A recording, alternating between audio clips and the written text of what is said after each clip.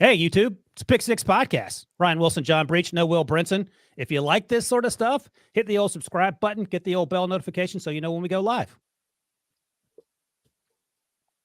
Welcome to the Pick Six Podcast, everybody. It's me, Ryan Wilson, joined by John Breech. It is TGIB. Thank God it's TGINB, Brinson. Thank God it's Breech. Thank God it's no Brinson. He's not here today. If you had to guess, where do you think Brinson probably is right now?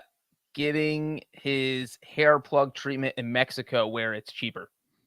That's half right. He's getting his hair taken care of. It's getting darkened because hair plugs apparently will also turn gray. Well, I liked your introduction, Wilson, where you said if you like this sort of stuff, which implied if you like the episodes without Brinson, smash the like button. The more likes this episode gets, the more times you just get me and Wilson. Yeah, there you go. That's not true. In fact, send us video of you literally smashing the like button as you put a hole through your computer, and Debo will reimburse you with that $100 Paramount Plus gift certificate. That may not happen. Small print. But anyway, it's Mailbag Friday, or Mailbag whenever you listen to this, depending on when you decide to fire it up on the old podcast machine. So this is something we do in the off season. As you noted, Breech, hit the like button, leave a 5-star review, and then you can also leave questions on the mailbag at the old iTunes, where we typically get those questions. You can also leave them on Twitter. I think Debo sent out a link this morning, Friday morning, to elicit some questions, and we got some. So if you're ready, Breech, we can get going. Mailbag. There it is. Ready. This is from Twitter, from our buddy Stu Brumhill, who's often in the chat as well. Breech, I'll go to you first. And before I do, I'll get the old handy would you rather book for the end of the show. All right, here we go from Stu Brumhill on Twitter. Here we go. In his absence, can Breech and Wilson tell us from the world of the NFL who would be the best candidate to replace Brinson as host of the pod? The correct answer, of course, is Jim Breech, Stu adds, which I think is a great answer. I don't know if Jim would want to slum to the levels of the Pick Six podcast and spend more time with John. He did his service for 18 years and got him out of the house. So I don't know if he's ready to go back down that road, Breech. No, he is not. Jim Breech is in retirement. He is happy in retirement. He is happy to humor us by showing up on the podcast once or twice a year. That's all really anyone can handle hanging out with the three of us, let alone me. It's not just me. It's Wilson. It's Brinson. You can only handle so much. You know what, though? If I had to pick a host for the Pick Six podcast that was not Brinson and from the world of the NFL. What's the world of the NFL? Media world? NFL players? I took this to mean as like players or coaches or like okay, somebody, because, we don't want to replace Brinson with a media person who then maybe gets hired to replace Brinson, and then we look like horrible friends. No, we look like geniuses for calling it. All right, we'll go with non-media NFL folks. All right, fair enough. I'm going to go, and this sounds absolutely crazy, but I'm going to go with Bill Belichick. Okay. I would love to hear just Belichick, and you couldn't have it every day. There's no way he would do a daily podcast, maybe once a week. But the guy knows so much about football. He always talks around in circles when he does interviews. But I feel like if he hosted his own show, if you go on the Patriots official website, he's breaking down video, I think, usually once a week with the guy who hosts the videos for that. And they're always fascinating. And so, yeah, anytime you can get Belichick to talk more football, I think would be a fascinating listen. No, that's a good point. Clarence G in the chat points out, how can we be late to the show when Brinson is even on? That's a fair point. And in my defense, Clarence vindicated. Breech was telling a story about how his 2-year-old daughter almost killed a tortoise. So it was pretty compelling stuff. All right, so who am I going to? Galapagos tortoise. A Galapagos tortoise, not just your run-of-the-mill garden variety tortoise. So that actually is an interesting answer. I'm trying to rack my brain. Oh, I know who we'd have on, and this is a layup. It'd be Phillip Rivers, and at no point ever could Brinson come on. Like there would be no guest host. Actually, I think Phillip Rivers, because he could give parenting advice, Breech, how to deal with having 10 kids. He could give advice about coaching because he's coaching now. He obviously had a great NFL career. I bet he'd actually be pretty good at it too. And just in terms of talking, I'm thinking more like doing color work in the booth if he went down that route, because he's smart, he's engaging. He seems interesting in terms of things he talks about. He gets pretty fired up about things. And I feel like we could get him fired up pretty easily, too, in much the same way we get Brinson fired up by making fun of him for being Will Brinson's number one fan. Right. Yeah, I'm going to toss out a media name that's someone in the CBS family, and we probably owe him $1 billion worth of royalties. But Kevin Harlan would be elite on this podcast. absolutely elite. He would last exactly 15 minutes, and he'd be like, "Okay, I'm calling my agent. I'll be right back," and we would never see him again. Yeah, that would be top level. Any of the like Iron Eagle would be amazing. I think Tony Romo would have zero to do with us. He's not doing that. I mean, but he would be hilarious. I think most quarterbacks or former quarterbacks would be pretty good. That's a good point hosts because they have great stories. They're friends with. They try to be friends with everyone on the team. They'd have great locker room stories. They'd have great. They can tell you exactly what's happening on plays. They can break down stuff well. And so, yeah, I think quarterbacks. You could just pick any quarterback. Somebody in the chat mentioned Aaron Rodgers. That would definitely be an interesting podcast from not just football but other walks of life. Maybe Pat McAfee. Maybe he'll hire us. Give us some of that. Yeah, I mean, I think kickers are fascinating too. I mean, you look what Pat McAfee has done for himself, but kickers are just they're just watching everything from the sideline. They're not really involved. So they just see everything as a fan does, except they have a front row seat and they're in the locker room. So I think Justin Tucker is my new pick. No, because we'd be talking about opera all day. Devo, Clarence G asked in the chat, Carson Wentz and Nick Foles could guest fill in. Who would you rather have as your podcast host for the next year? I feel like from a personality perspective, they're pretty similar in kind of how they live their lives. Nick Foles. Yeah, I think that's the right answer. Who is the quarterback currently that's penciled in to be the starter, even a backup if you want, Breech, that you least want to have a podcast with? Least want to have a podcast. And by the way, I'll just say this. I think Baker Mayfield would be absolutely outstanding on a podcast because he is going to say all the things he hates about the Browns, and that'd be sort of fun. That is a tough one because it's like I feel like everyone I've seen Jared Goff do podcasts. He's pretty fascinating talking about things. Yeah. So I'm saying that Davis Mills maybe like even guys that you think might be boring, and that's why I mentioned Goff aren't boring at all, and they would actually be pretty exciting. So I wonder if Tom Brady would not be great just because he's so guarded, or Russ Wilson, another guy like people that are just so famous and they're incredibly guarded that it's hard to get them to open up. Like Russell Wilson actually had a podcast with another network, and how'd it go? No longer has that podcast. So think about that. Yeah, so I think it would be one of those type players. I mean, they're probably great guys in real life, but just in terms of wanting to. What about the Wilson and Mac Jones podcast? Yeah, I mean, you didn't know that we already do that. By the way, not that we're plugging out other podcasts, but I just noticed yesterday that Thomas Dimitroff has an RV. I think it's more like a Sprinter van conversion. And I'm jealous of that, number one, because that's what I want to do when I retire. But he's driving across the country interviewing other general managers. So, and also real quick, I just went through, kind of scanned every team and looked at their starting quarterback. I think the answer is probably Carson Wentz. You already brought him up, but like if I had to pick a quarterback they don't want to host with, sorry, Carson. Oh, here's one. Mel in the chat mentions Kyler Murray. Like I have no sense for like what Kyler Murray's interests are. Like I have no idea what. Like he doesn't seem like he'd be a dynamic interview. He very well may be electric in one-on-ones, but I don't know if he would be. And Dominic, our buddy Dominic mentions Antonio Brown, which would be absolutely like a couple number one picks. Like I feel like Trevor Lawrence, like good kid, but just probably not all that exciting to listen to. Right. All right, one last one. We'll move on. Would you do it? What do you think it would be?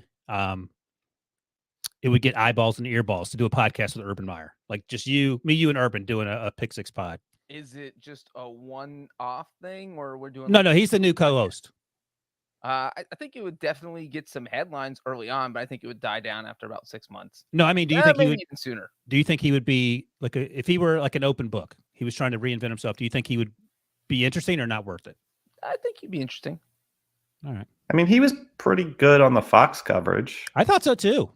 Like I didn't know any of the backstory with him because I didn't care about Ohio State, minutia. But as soon as he got that Jaguars job, everyone started flapping the gums about him. But I thought he was pretty good on that show with our guy Brady and then Reggie and Matt Leinart. All right, great question, Stu. Next up, this one is from iTunes. Who wrote it? Calvin Ottens. Love the podcast. Been listening religiously for over 2 years now. I still can't get enough. And this is where I insert, can you imagine listening to this thing nonstop for 2 years and thinking you need more of this? Sweet mercy love. Haven't we been here for 2 years? Sweet fancy Brad. Yeah, we've shown up for 2 years.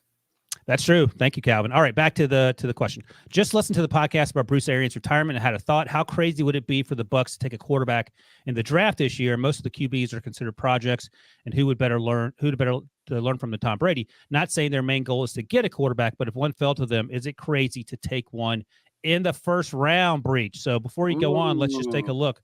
They have pick 27. Well, I'll just give a quick answer because you're the draft guy.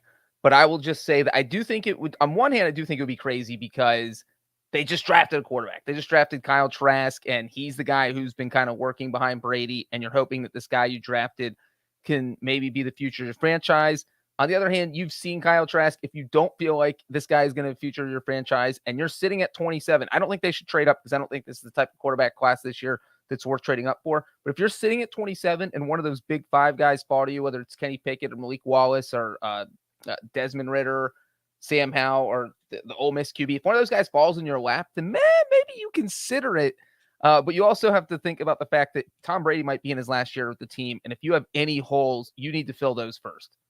Yeah, it's funny because Mike Florio, Pro Football Talk, wrote on Thursday about Tom Brady having at one point some interest in minority ownership in the Dolphins, and through some convoluted process where he ended up as the Dolphins quarterback after he had retired from Tampa Bay, and that there was also some conversation about getting Sean Payton from New Orleans to Miami. Let me just chime in right there. Yeah. That what Florio actually said was that things were so close that the Dolphins had plans to announce Brady as a minority owner, a retired Brady, and they were trying to do this the week before the Super Bowl. And keep in mind, the coaching job was still open. They didn't make their coaching hire until February 6th. And that is how close this was, and that all of this was falling into place until the Brian Flores lawsuit was filed on February 1st. Then everything got blown up. The Dolphins went back to the drawing board and hired Mike McDaniel 5 days later. So sounds like it's pretty close to happening. It's funny that you mentioned the timing too, because I was at the Senior Bowl. We were watching practice, and that's exactly when the the Brian Flores stuff started happening, and people started taking notice. But I'm with you on the answer in terms of drafting a quarterback if the Buccaneers at 27. This class is not even close to last year's class. Kyle Trask would probably be one of the first quarterbacks drafted in this draft class, and he's sort of their project now. I don't know if they've re-upped Blaine Gabbert yet or not, but I think that was in the conversation.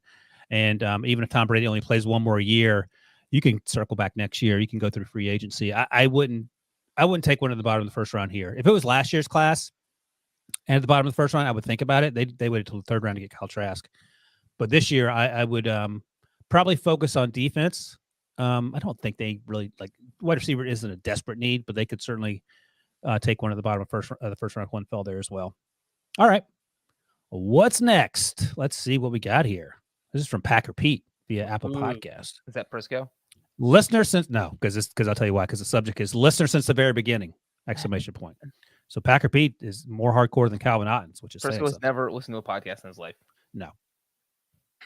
All right. If you could have your head transplanted onto an actual athletic body, I'll go ahead and answer for Breech. Justin Tucker's the answer. Well, you got to read the whole question before. Okay. If Tucker's been disqualified by Packer Pete. Oh, gosh. Thank you, Packer Pete. If you could have your head transplanted to an actual athletic body, which position would you like to play in the NFL? Answer, can I be quarterback? And Breech, can I be a kicker?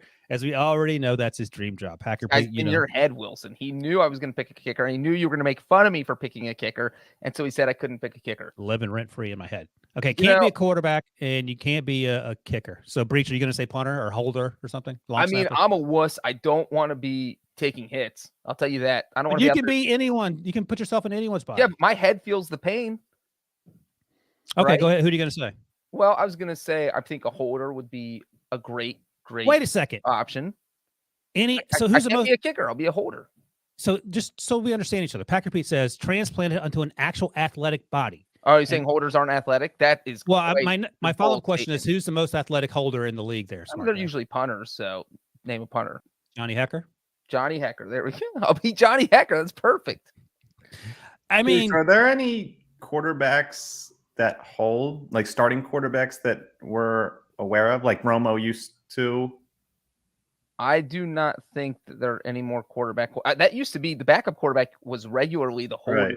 Up until the early 2000s, then it kind of got switched over as practices got more kind of regimented, so that you had kickers and punters practicing by themselves, basically on Was their Kid own Anderson field. your dad's holder? He had a few holders. He had Turk Schoner, who was a backup He was quarterback. backup, right? Yeah. But at the end of his career, it was Lee Number Johnson. 15, Kirk Schoner, if I recall correctly. Is that right? So he had Not even answering that one, are you? 14. Go ahead. I'm going to double check. You said 15, right? It's 14. Okay. So, yeah, his career started with a backup quarterback. I think he had a receiver holding for him at one time. And then the last 5 years, he had a punter. So it's all over the place. But I don't think any quarterbacks are holding right now. I think you're right, Breech. 14. How'd you get that one? Dang it. The thing is that I can't believe that you're going with Johnny Hecker or some facsimile thereof. Like, I would be Aaron Donald all day long. Aaron Donald looks to me like he doesn't feel pain. Like, why are you sitting It's your brain. You feel it. You still feel everything. It's your knowledge and your brain. You just have Aaron Donald's body. I get it. But do you think he feels pain to an extent where he can't get out of bed in the morning? He does, because his brain's not on the body anymore. It's your brain. Debo, are you leaning more towards Johnny Hecker or more towards Aaron Donald? I would lean, in my mind, I was going more receiver, where you're definitely putting your body in jeopardy going across the middle. But if I'm on this athletic body and I'm running deep routes, I like that. I'm not taking like the constant like hits like a running back. Cornerback, I think, is like too damaging, like mentally to play. You're just getting Debo giving some torched on insight Twitter into for his mental for getting beat one time. So my lean would be receiver, but I like the Aaron Donald pick a lot. Where does Johnny Hecker rank? If there are 1,000 NFL players, where would Johnny Hecker be on your list? Yeah, I mean, if you're picking a body, like he's down there. Johnny Hecker. I mean, this guy's first choice, Johnny Hecker. All right. Well, I mean, wide receiver is actually my second choice because also. But those guys get jacked up. Yeah, but when you know the ball's not coming your way, you can just pull a Randy Moss and just jog and not do anything. I don't think you understand like the Mike question. Evans body, something like that. Yeah. Just actual athletic body, something that you can't do now. I mean, you can jog now as a route runner, but you have this insane athleticism, and you're out there trying to be Johnny Hecker holding punts, holding kicks, and punting. All right. Just thinking more long term and not the immediate glory. Yeah. All right. Let me put it this way, Breech. Asteroid's going to hit the Earth in 8 months, no matter what. You can put your head on any athletic body you want. Johnny Hecker? Oof. No, probably not Johnny Hecker. All Maybe right. Jamar Chase. There. Now we're getting somewhere. And how many hard hits did Jamar Chase take last year? I feel like 0. No, not many. Yeah. There you go. Now you're thinking. Is that what All you right. wanted, Wilson? Is that what you wanted to hear? That's all I'm asking. Now, the next time Packer Pete asks a question, he's going to be like, Breech can't pick a kicker or a punter or a holder. I know. He didn't. This is out of hand. He found the loophole. Our buddy Clarence Yee on Twitter asks, is the Pick Six podcast a better podcast without the obligatory Phillip Rivers and NC State drops? Well, I just brought up Phillip Rivers without a Will Brinson on the show, so I don't know. I think the Rivers and NC State drops aren't the worst part of Brinson. You know, make a top 10 list. The NC State stuff is actually pretty high up there, if I'm being honest. The NC State women basketball stuff was probably some of the funniest things I've ever heard out of his mouth. So I actually appreciated that. I brought that up because I knew it would rile him up. Oh, that was, yeah. You were on the podcast a few days ago where I lit into him because he was making fun of UNC losing in the finals. And I brought up the NC State women's thing. And he didn't have anything to say. So here's another question from Clarence. Well, you know what's funny, though, is that now that Rivers is retired, I feel like there has been less Rivers references. Yeah. So now we just need NC State to like retire as a school. Just tell Well, them, no, that's the close problem. the doors. Close the doors. But here's They what don't happened. anymore. Who do you replace the Rivers references with? Ew. Who's this Hall of Fame guy now? Stafford, man. Yeah. He just moves on. So we need the sport to go away is what we're saying. So fine if he moves on from NC State, that's fine as long as he picks a school that we all I guess baby steps. So Clarence has asked another question. Debo just put it on the screen there. Nakobe Dean is a smaller, fast linebacker. When I see that, I think of Ernie Sims. Yeah, by Detroit out of Florida State back in 2006. Is his floor ceiling closer to Devin Bush or Devin White? Both are small and fast linebackers. I think his floor is higher than both Devin Bush and Devin White. And I think his ceiling is higher than Devin Bush's. Devin Bush had that ACL injury, so he's trying to work his way back from that. Devin White's a good player, but he hasn't been lights out great as a top 10 pick. Nakobe's probably not going to be a top 10 pick, and Devin Lloyd, who I like a little bit better out of Utah, he might be inside the top 12 or 13, but I think both Lloyd and Dean are sort of 15 to 25 guys. That said, we talked to Nakobe Dean yesterday, me and Josh Edwards on the Pick Six Pod YouTube. You can check it out there. And he said, look, man, I've been small my whole life. He was 5'11", 229 at the combine. I don't care about being like it's not an issue for me. I think it's 5'11", 229 isn't even that small by off-ball linebacker standards. So I think he's going to be great. And like he told us, he majored in he's a mechanical engineer. Breech got a 3.5 in mechanical engineering at Georgia, which is as I said at the time, like 2 points higher, like almost literally 2 points higher than what I got in college is my GPA. Because let's be honest, I wasn't very smart, but I think he's going to be fine. Are you not smart because you didn't try, or because you just weren't smart? Well, the first semester I tried and got a 2.2, and I said, "Oh my god, I'm a moron!" So I just quit trying. So it's not to get the negative reinforcement. And then senior year, I finally got it together. Shout out to my parents for not jerking me out of school and making me go get a real job for wasting their money. But I mean, you still don't have a real job. jokes on them. All right, let's take a quick break. We'll come back and we'll get the rest of these questions. All right, Breech, welcome back. I missed you. Josh Redding on Twitter asks, is it a crazy idea for the Jets to take Garrett Wilson at number 4, considering the success Burrow and Chase had last year? And just so you know, Breech, if you're haven't memorized yet, the Jets also have the pick number 10, part of the Jamal Adams trade. So I'll just give you my quick draft profile of Garrett Wilson. He reminds me a lot of Odell Beckham. He's incredibly athletic. He gets open all the time. He's fast. He has some focus drops occasionally, but those don't really concern me. And obviously the Jets have some needs at wide receiver.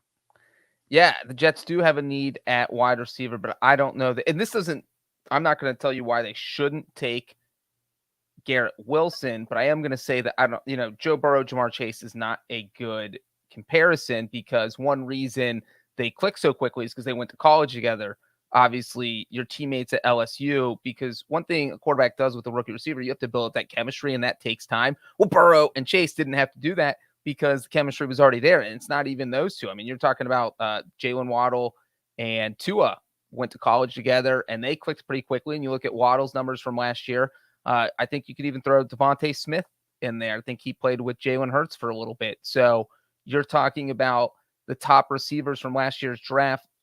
Part of the reason they were so successful so quickly is because they were playing with quarterbacks they were familiar with. And so I do think there is some big risk in taking Garrett Wilson at 4. I'd probably take a receiver at 10. I think I feel, I'd probably wait till 10 if I'm the Jets. I don't necessarily hate Garrett Wilson at 4. I don't think he's as good as Jamar Chase, but I think he's a really good football player. But I think also if you're the Jets and you want to take an offensive lineman there, or even an edge rusher if you like one better. I know they made some moves in the offseason, Laken Tomlinson. But we still don't know what's going on with Mekhi Becton, so that's a concern. And I think more importantly, just like with, on some level, Trevor Lawrence, protect him first and then figure out the other stuff. At 10, Garrett Wilson could be there. I feel like 75% chance he's there. But then you also have Drake London. You have Jameson Williams, who keeps moving up despite the ACL. But if you take Drake London or Jameson Williams, are you reaching at 10? Like, do you think either of those guys are top 10 worthy? Yeah, I love Drake London a lot. Okay. I love all three of those guys. Jameson is the only thing is the ACL, but he'll be ready to go. And he would have been wide receiver 1 had he been healthy. So, and they need wide receivers. So I think it's fine. And the follow-up there. If you had to set a line right now on first pick where the first wide receiver is selected, what would it be? All right, let's look real quick. So I think it starts at 8. Like the Falcons have one wide receiver, and his name is tight end Kyle Pitts. So I think it starts there. Like 8.5 is probably the line that we would set. I'm trying to think. Like Seattle. I mean, what is Seattle doing with DK Metcalf? God, there's so much going on here. I guess, yeah, 8.5. God, that feels. I feel like I'm taking the over being going lower down the draft. 2 before that point last year, 2 in the top 6 last year. Maybe I set it at 9.5 just because the Giants. Look at Presco's mock draft. He does not have a receiver going until the 15th pick. Yeah, but just between you and me, Presco got 2 picks right in that first round. I can see into the future. He only got 2 picks right. I'm going to say 9.5. What are you going over or under 9.5, Debo? I feel like over. Like I feel like that 10 spot might be the first. Yeah. So I wonder if they push it down a little bit. Because I don't think, the Falcons have so many needs, but that just feels like where the first one could sort of go. Unless there's a team that's eager to move up and beat the Jets to the punch there. Maybe 10.5 is the line because Washington desperately needs one. All right, it's not available yet on Caesars. Was just checking. They have the first wide receiver drafted out there, but not the numbered selection of where they might go. And, even though last year was crazy because we had Chase and Waddle both go and Devontae Smith all go in the top 10, that usually doesn't happen. I think that was the first time, 3 of the past 4 years, the over would have hit. So after 9.5 for the first receiver. Yeah, I mean, 2020 was a star-studded class, and you still didn't have Ruggs going to the mid-teens, and then there was a run of receivers with Lamb and Judy and my guy Rager and Justin Jefferson. Yeah, so who did the Vikings take again? And then you had the much heralded draft of 2017 when Corey Davis went 5th overall and John Ross went 9th overall. Caesars right now, Garrett Wilson plus 130, and then London just right behind him at plus 135 to be the first wide receiver off the board. So very close there. Yeah, and as Brinson always notes, these are reactionary odds when it comes to the draft props because Vegas knows actually less than the mock draft folks, which is sort of hard to believe, for being honest. There's a follow-up question there, Breech. Who was the first kicker off the board in what round? Whew. So last year, Evan McPherson was the first one off the board in the 4th round, I believe. Middle of the 4th, something like that? 5th round. 5th round. And there was a lot of gnashing of teeth, mostly by Pete Prisco, because he despises kickers. I think you would say that pick was probably worth a 2nd-round pick by the time it was all said and done. Yeah, I mean, and that's what happens with positions, especially like kicker, where maybe there's not as much value, but then you see what happens to a team like the Bengals that having a kicker like McPherson transform their season. And, the 52-yarder to beat the Titans, not every kicker is hitting a 52-yard game-winning field goal as time expires and, multiple game winners throughout the season, the game winner in the AFC title game. And so I do think we'll see teams draft a kicker to this year. McPherson, by the way, wasn't just the first kicker drafted. He was the only kicker drafted in 2021. And I actually think that last year's kicking class was stronger than this year's kicking class. I would say the first kicker probably goes off the board in a similar spot, bottom of the 5th round, maybe the 6th round, just because, again, it's not as strong as a kicking class. I think Cade York from LSU is probably the first kicker that gets drafted. There are a couple other guys. Andrew Mevis from Iowa State. I wouldn't be surprised if he gets drafted, but you're usually not going to see more than 2 or 3 kickers drafted tops. Nick Skiba from Wake Forest is a guy that gets mentioned a lot. He's actually set the NCAA record for highest career field goal percentage at 89.5%. And that's impressive because NFL teams love accuracy. But then when you kind of dig deeper, the longest kick of his career was 49 yards. Didn't make a single kick over 50 yards. So if you're an NFL team, you don't know how you feel about his distance. You're not sure if you want to spend a draft pick when you can just sign him as an undrafted free agent. And that's usually what you see what happens with most kickers is they get signed as undrafted free agents. I think a wild card for me is Jonathan Garibay from Texas Tech.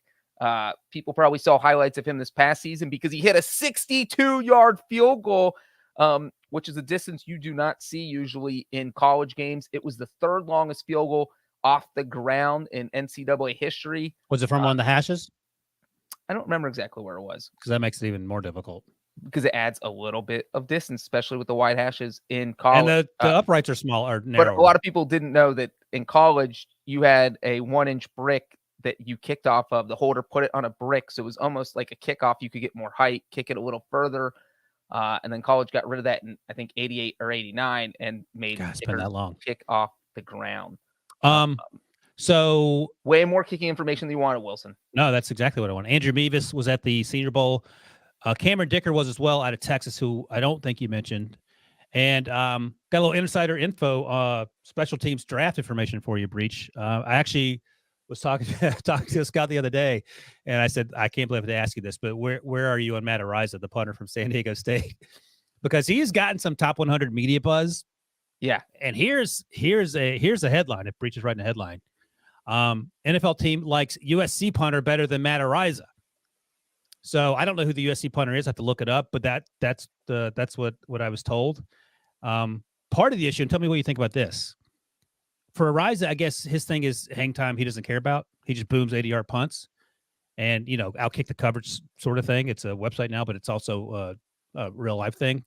Where are you at on 80-yard punts versus lack of hang time? or out kicking your coverage too? Well, real quick, I'll go back to Cameron Dicker. I think, did you say he was at the Senior Bowl? Yeah. I'd say the only knock on him is that he kicked just 50%, just hit 57% of his field goals that were over 40 yards over the past 2 seasons. So, okay, that's not great.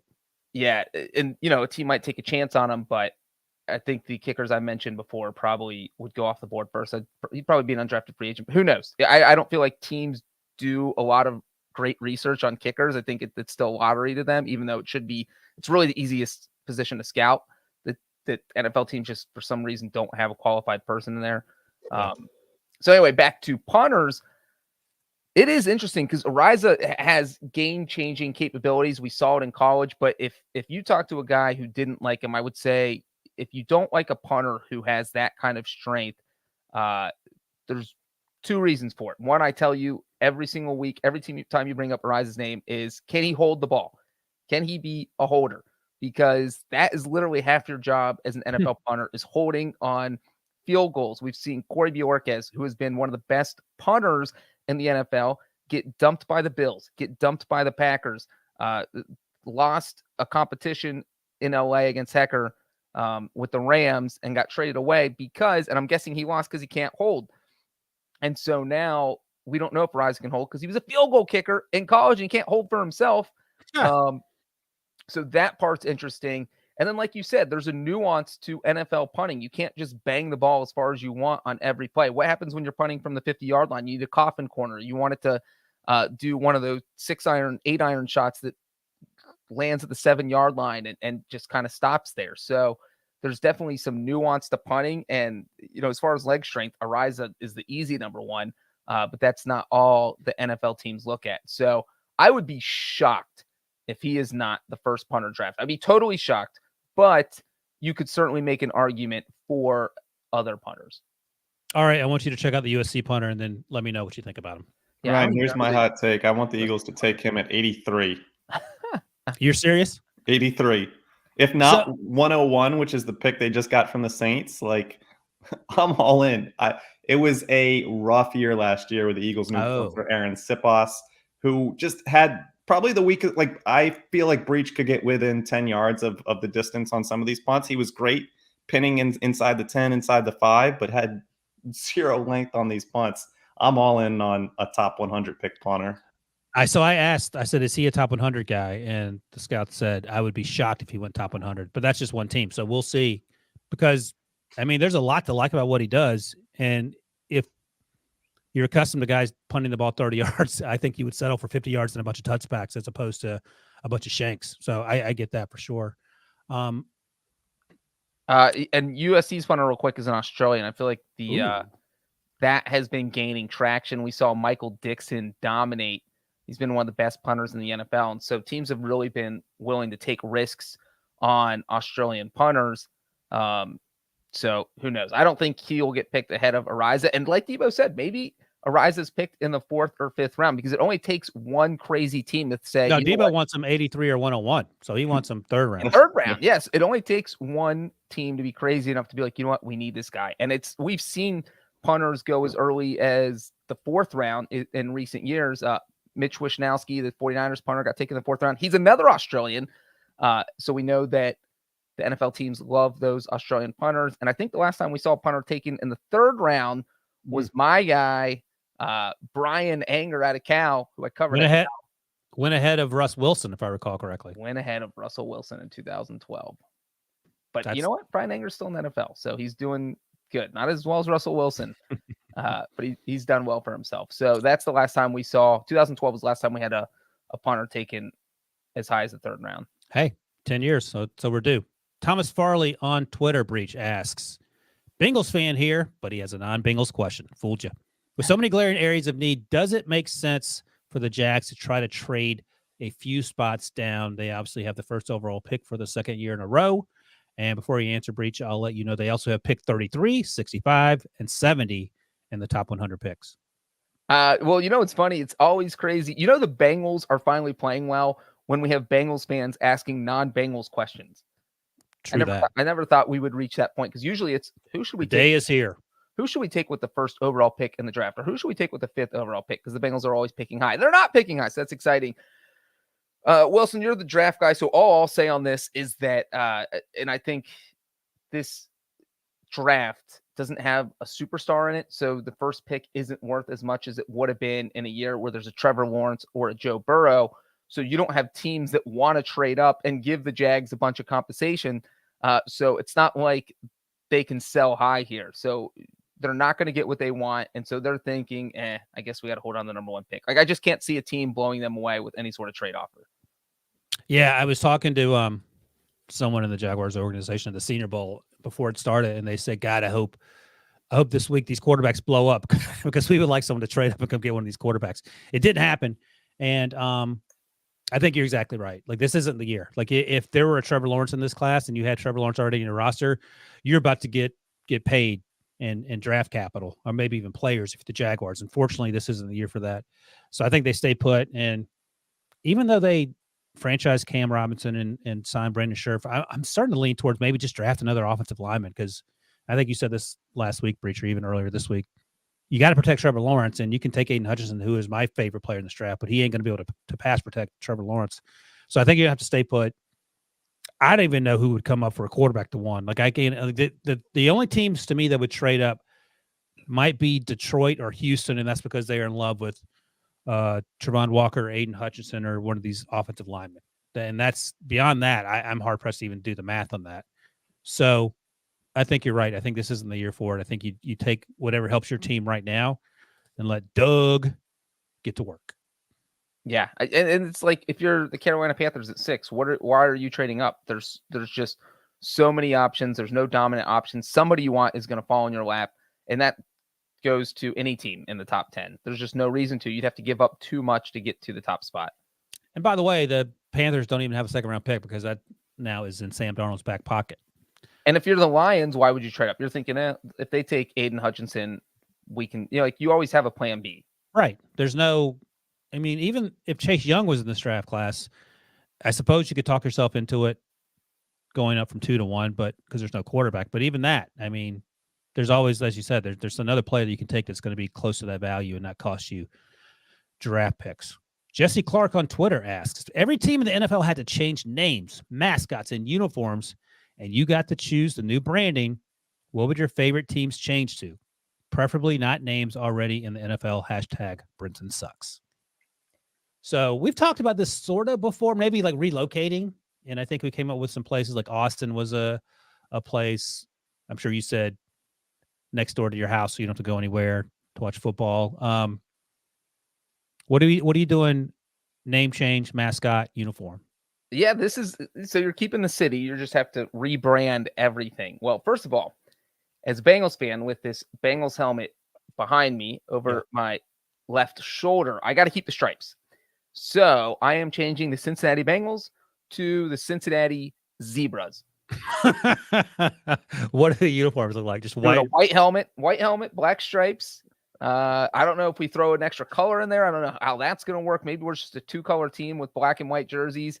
I don't know if the NFL demands a third color, because every team does have a third color. But whatever. If we do, then we invent like gray, even though we wouldn't be inventing it. It would just be the third color. So the Cincinnati Zebras are my team, Wilson. All right. I'm going to go with I'm going to keep it with my team, the Pittsburgh Steelers, who have an iconic uniform, and it would be sacrilege to change it. But I'm going to change it. And part of the thing about these young folks now, Breech, the uglier it is, the better it looks. So I'm going to go with the Pittsburgh Pierogies. I'm going to put a pierogi on the side of the helmet, and their uniforms are going to be flesh colored. That is interesting. I don't know that I want to see a team in flesh-colored uniforms. So it looks like everyone's running at you naked. And that's Can you imagine the AFC North with the pierogies versus the Zebras? It'd be insane. 300-pound flesh-colored men running straight at you. And, one other thing, I like to think about team names that aren't used, that whether you see them on high schools when you're driving by them or just out in the wild, thinking, God, how is there not a professional sports team with that name? I would like to see the Walruses be a team name. I think that would be fantastic. People would get behind the Walruses. Maybe that's better for hockey because it's on ice. Or no, I think it's good for football. Were you going to say something, Debo? Well, off of Breech's point, I think it's wild. Like, how many teams? I feel like Wildcats is probably the most popular college name, but there's not a single Wildcat in professional sports. Yeah, I was at University of Arizona for a couple years. They're the Wildcats. Terrible So, football team. Kansas State, Kentucky, Villanova. Villanova, a bunch of Wildcats. The Cobras. How is the Cobras not an NFL team name? Cobras is an easy one, I feel like. Who could be the Cobras? And as someone pointed out, Bears could be the Cobras. Someone pointed out on the podcast months ago, maybe back last season, a lot of the NFL mascots are the team names stink. Like they're not even good. Like, I mean, the Chargers uniform is awesome. Is Chargers a great mascot? Like Not Cowboys, anymore, because now like younger kids think they're Los Angeles is named after phone chargers. I don't know about that. The Cowboys, like that's the You most talk generic. younger kids, Wilson, I do. Yeah, that's another That issue. helmet. Oh, here's a good one. I'm looking up the most popular mascots in college.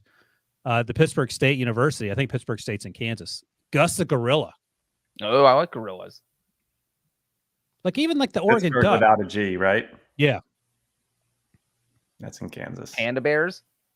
Is that what I said? Did I say Kansas? Yeah. Okay, good. I would love a team called Pandas. Bears. That's a great one. Here's my pitch. We give all this love to specific animals, but not enough love to generic vertebrate classes. Like imagine the Miami fish or the Minnesota mammals. And mine is the Philadelphia birds, because Go Birds is used way more.